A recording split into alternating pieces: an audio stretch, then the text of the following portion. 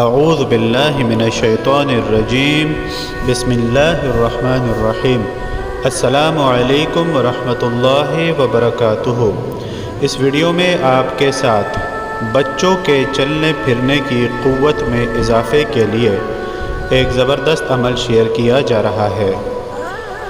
ایسے بچے جو چلنے پھرنے کی عمر میں پہنچ کر بھی نہ چلیں، وجہ چاہے کچھ بھی ہو، تو ایسے بچوں کو اس اسم مبارک یا متینو کو روزانہ اول و آخر 5 مرتبہ درود پاک کے ساتھ 500 مرتبہ پڑھ کر پانی پر دم کر کے 21 دن تک پلائیں، تو انشاءاللہ العزیز بچہ چلنے پھرنے کے قابل ہو جائے گا۔